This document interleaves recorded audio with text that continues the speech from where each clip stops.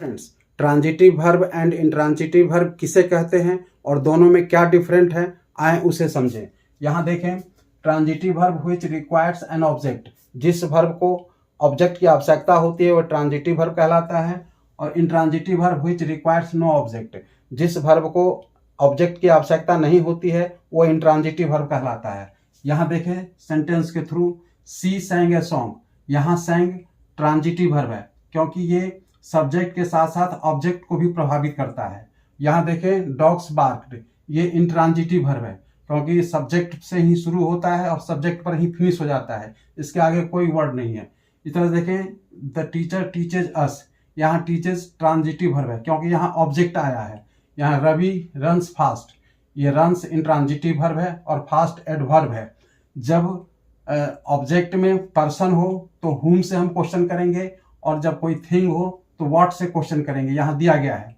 Number 2 में देखें children fly kites, कुछ वर्ब ऐसे होते हैं जो ट्रांजिटिव और इंट्रांजिटिव दोनों होते हैं। यहाँ फ्लाई ट्रांजिटिव वर्ब है जिसका ऑब्जेक्ट आया है। Birds fly in the sky, यहाँ फ्लाई इंट्रांजिटिव वर्ब है क्योंकि ये ऑब्जेक्ट नहीं है।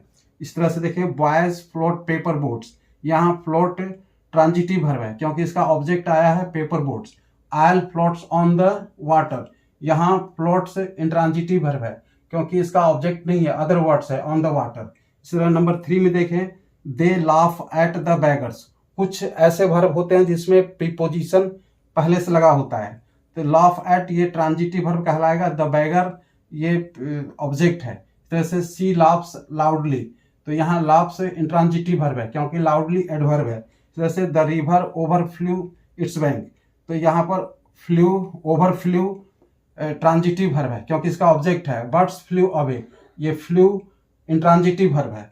इस तरह से देखें कुछ ऐसे वर्ब होते हैं जिसके दो ऑब्जेक्ट होते हैं, direct object and indirect object.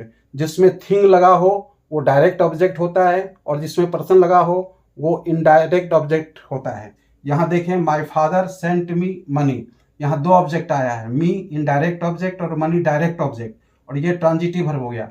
My father sent money for me, यहाँ मनी पहले आ गया डायरेक्ट ऑब्जेक्ट, तो इसमें प्रीपोजिशन लगाना होता है, उसके बाद में ये पर्सन आ गया इनडायरेक्ट ऑब्जेक्ट। इस तरह से ही गैव मी अ पेन, यहाँ भी देखें गैव ट्रांजिटिव वर्ब है क्योंकि दो ऑब्जेक्ट है मी और पेन, तो मी हो गया इनडायरेक्ट ऑब्जेक्ट और पेन हो गया डायरेक्ट ऑब्जेक्ट। जैसे ही gave a pen to me, तो हम पेन को पहले ले आए यानी थिंग को पहले ले आए, तो ये हो गया डायरेक्ट ऑब्जेक्ट और ये हो गया इनडायरेक्ट ऑब्जेक्ट।